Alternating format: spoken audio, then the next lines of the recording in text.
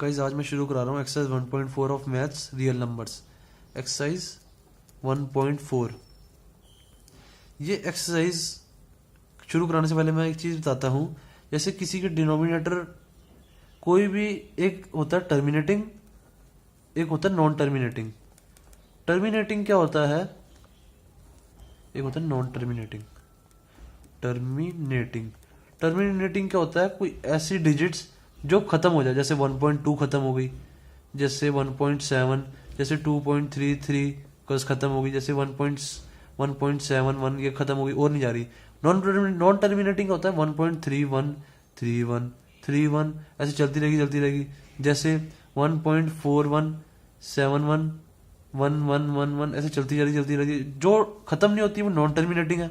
Terminating मतलब खत्म होना, नॉन टर्मिनेटिंग मतलब खत्म ना होना, चलते रहना।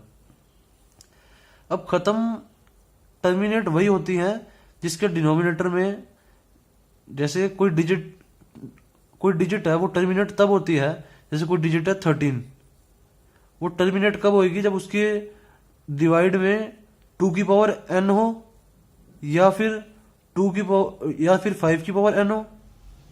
5 की पावर n या m कुछ भी ले लो, 5 की पावर m हो, या फिर दोनों हो। 2 की पावर n 5 की पावर m, या तो दोनों हो, या तो 2 की पावर n हो, या तो 5 की पावर n हो, या तो दोनों हो। जिसके डिनोमिनेटर में ये इनमें से कुछ भी एक चीज है ना, वो हमारी टर्मिनेटिंग है। ठीक है, अब फर्स्ट पार्ट लो। 13/3125। 3125 के फैक्टर्स करो। 3125 इसके मैं फैक्टर्स करता हूं। सबसे पहले पीछे 5 है तो 5 से कर दिया। 5 6 30, 5 2 10, 5 5 25। तो अब दोबारा 5 से किया। 5 1 5, 5 2 10, 5 5 25।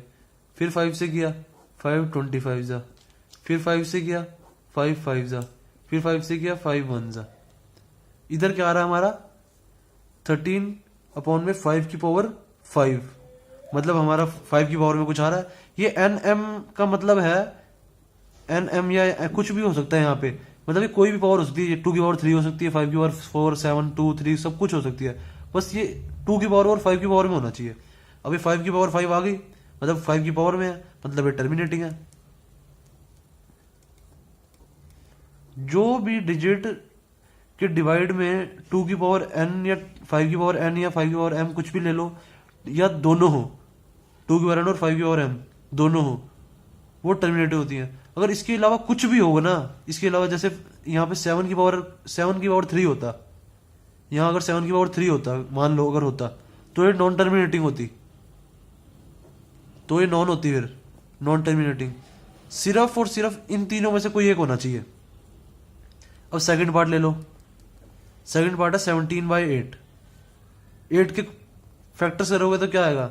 17/2 की पावर क्यूब, 2 इंटू 2 इंटू 2, तो ये भी टर्मिनेटिंग है। अब आ जाओ थर्ड पार्ट पे।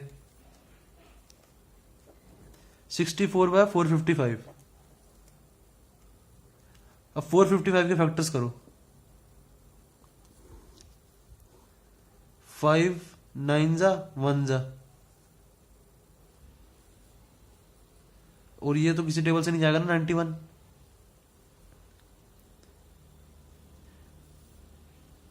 नहीं 7 से जाएगा। 7 7 1 जा 7, 7 3 जा 21। अब 13 1 जा। अब इसके तो डिनोमिनेटर में कुछ आ ही नहीं रहा, सिर्फ एक ही 5 की पावर n आ रही है, बाकी अलग अलग भी आ रहे हैं। अगर कुछ भी अलग आएगा तो वो नॉन टर्मिनेटिंग है। 64/5 इंटू 7 इंटू 13 लिख सकता हूं मैं इसको 455 में, क्योंकि इसके ही तो प्राइम फैक्टर्स हैं, तो ये नॉन टर्मिनेटिंग है।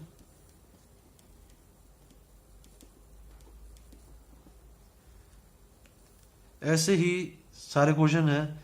अब जैसे सेवंथ है, सेवंथ में बताता हूँ। सेवंथ भी मैंने आपको बताया। सेवंथ में से 2 का स्क्वायर, 5 की पावर 7, 5 की पावर 5।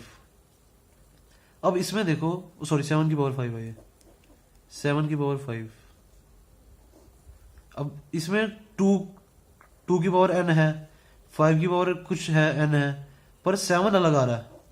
7 नहीं आना चाहिए था, तो 7 मेरे को दिखते ही पता लग गया कि नॉन टर्मिनेटिंग है ये नहीं खत्म हो सकता। खत्म बात, इजी सा क्वेश्चन है ये। ऐसी और करके देखो, जैसे 6 एक और करा देता हूं मैं। 23/2 का क्यूब 5 का स्क्वायर, ये तो 2 की पावर n और 5 की पावर n में दिख रहा है मुझे। जिसके डिनोमिनेटर में ये दोनों हो, या कोई इनमें से एक हो, या दोनों दोनों बोथ हो, तो टर्मिनेटिंग है। टर्मिनेटिंग। अब जैसे 8th है 6/15। 6/15 क्या होगा? 6/3 इंटू में 5। इधर तो 2 आ ही नहीं रहा, मतलब ये तो 2 आना चाहिए था, 5 अकेला तो आ गया, पर उसके साथ कोई और भी आ रहा, 2 नहीं आ रहा, तो ये नॉन टर्मिनेटिंग है।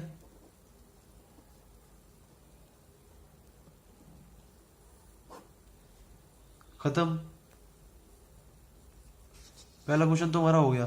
बाकी सारे ऐसे ही करके देख लेना, जो प्रॉब्लम है वो मेरे से पूछ लेना। मैंने बाकी मतलब 7-8 तो मैंने करा दिए हैं, 6-7, बाकी 1-2 रह गए होंगे।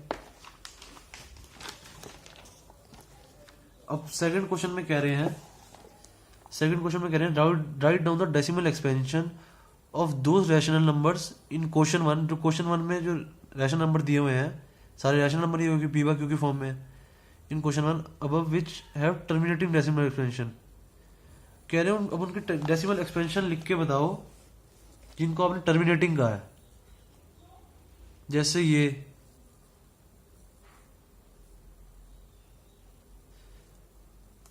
जैसे हो गया ये एग्जांपल ले लो, इजी बता रहा हूं मैं। 17/8, इसको मैंने टर्मिनेटिंग कहा है, टर्मिनेटिंग कहा ना मैंने इसको। तो अब इसको मैंने टर्मिनेटिंग कहा है, तो ये कह रहे हैं कि इसकी डेसिमल एक्सपेंशन अब बता के दिखाओ। अब 17/8 क्या होगा?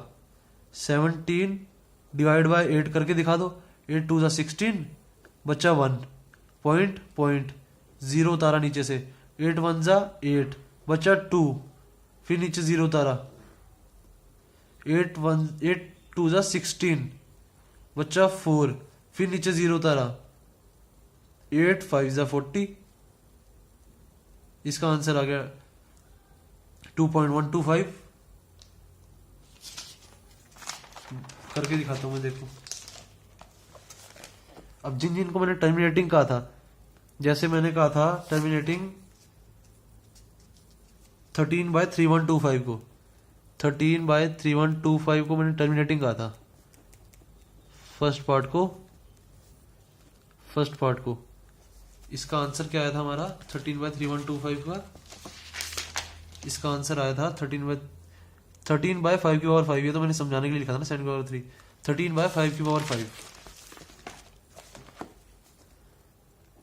13/5 की पावर 5 आया था इसका आंसर। तो अब इसके हमने डेसिमल एक्सपेंशन बताने हैं। वैसे ऐसे क्वेश्चन पेपर में नहीं पूछे जाते जिसके पीछे क्वेश्चन पिछला हो, आंसर अगला बताना हो, पर फिर भी हम कर देते हैं। 13/5 की पावर 5 है, नहीं इसको हम ये ना ही लिखते क्योंकि हमने तो करना ही डिवाइड है। इसको हम ना भी लिखते तो भी कोई दिक्कत नहीं थी। 3125 डिवाइड बाय 13, 13 डिवाइड बाय 3125। जब इसको हम करेंगे सॉल्व, जैसे अभी 3125 0 बच्चा 13, फिर यहाँ पॉइंट लगा के नीचे 0 उतारा, फिर 0 जब हम इसको करेंगे सॉल्व तो आंसर हमारा आ रहा है 0.00416। अब सॉल्व करके देख लेना, अब इसको सॉल्व करके देख लेना, यही आंसर आएगा। उसके बाद एक और क्वेश्चन करा जाता हूं मैं। सेकंड पार्ट जो था हमारा 17/8, ये अगर क्वेश्चन आएगा तो ऐसे इजी आएगा, इतना मुश्किल नहीं आएगा। ये डिवाइड इतना मुश्किल करके इतनी देर बंदा लगे रहेगा। बोर्ड्स में इतने मुश्किल क्वेश्चन नहीं आते, ये मुश्किल नहीं है, पर डिवाइड लंबे क्वेश्चन है क्वेश्चन जरा सही। अब 17/8 है, तो इसको 17 को 8 से डिवाइड करो। 8 2 16, बच्चा 1, पॉइंट 0 आया नीचे। 8 1 8, बच्चा 2, फिर नीचे 0 उतारा। 8 2 16, बच्चा 4, नीचे 0 उतारा। 8 5 40, खत्म। इसका आंसर आ गया 2.125। ये कह रहे थे करने के लिए। अब अगला क्वेश्चन देखते हैं, क्वेश्चन थर्ड। ये क्वेश्चन जो क्वेश्चन 2 था, ये क्वेश्चन नहीं पूछा जाता कि पिछले क्वेश्चन से देख के बताओ कि अगला क्वेश्चन में क्या होगा, ऐसे कभी नहीं कुछ पूछा जाता। वैसे पूछ लेंगे कि 17/8 का आंसर निकालो, क्या आएगा, बताओ कि टर्मिनेटिंग आएगा नहीं आएगा। तो हमने आंसर निकाल के बताया, हमने कहा टर्मिनेटिंग है। और टर्मिनेटिंग, अगर खाली टर्मिनेटिंग या नॉन टर्मिनेटिंग बताना हो बिना सॉल्व करे, तो मैंने आपको बता ही दिया कि अगर 2 की पावर n हो या 5 की पावर n हो या फिर दोनों हो, 2 की पावर n या 5 की पावर n, तो वो टर्मिनेटिंग है। वो तो मैंने आपको सीधा डायरेक्ट फॉर्मूला बताया जो फर्स्ट क्वेश्चन में यूज होगा, 1.4 के फर्स्ट क्वेश्चन में। उन्होंने कहा बिना सॉल्व करे बताओ। अब क्वेश्चन थर्ड क्या कह रहा है हमारा, the following real numbers have decimal expression as given below. ठीक है, the following numbers have decimal expression as given below. In each case decide whether they are rational और not. If they are rational and of the form p by q, what can you say about the prime factors of q? देखो, सबसे पहले first part लो। ये कह रहे हैं कि हमें डेसिमल एक्सपेंशन दी हुई है 43.123456789। ठीक है, ये हमें डेसिमल एक्सपेंशन दी हुई है। तो ये कह रहे हैं पहले बताओ कि ये रैशनल है या नहीं है। ये तो साफ पता लग रहा है कि ये आगे नहीं बढ़ रहा। इसको हम डेसिमल को अगर हम हटा देंगे, हमने डेसिमल को ऐसे हटा दिया और नीचे लगा दिया, डेसिमल की जगह 1 लगा दिया, और बाकी ये 1 2 3 4 5 6 7 8 9 है, तो 9 जीरोस लगा दी, 9 जीरो लगा दी, तो पी वाई क्यू की फॉर्म में आ गया, तो ये रैशनल है। सेकंड साफ पता लग रहा है सेकंड रैशनल नहीं है, क्योंकि सेकंड में हमारे डॉट्स आ रहे हैं। डॉट्स को हम पी वाई क्यू की फॉर्म में नहीं लिख सकते, क्योंकि हमें क्या पता वो कितने आगे जा रहे हैं, हमें नहीं पता कितने आगे जा रहे हैं वो। तो ये हमारा इरेशनल है। फर्स्ट हमारा रैशनल था। थर्ड जो है हमारा वो है बार में। बार में आपको अगर याद होगा हमने 9th में किए हैं कि 0.7 बार को प्रूव करो कि रैशनल है, हम करते थे ये। तो ये भी रैशनल, इसका प्रोसीजर होता है। 9th में हमने प्रोसीजर किया था पूरा। इसको इधर प्रोसीजर नहीं करके बताना, बस इधर हमें बताना कि ये रैशनल ही है। तो फर्स्ट एंड थर्ड है हमारे रैशनल और सेकंड है इरेशनल। अब कह रहे हैं कि if they are rational and the form of P by Q, what can you say about the prime factors of Q. Prime factors of Q क्या होंगे, मैंने आपको बताया था इस प्राइम फैक्टर्स ऑफ क्यू हमारे इस फॉर्म में होंगे 2 की पावर n या 5 की पावर n और बोथ।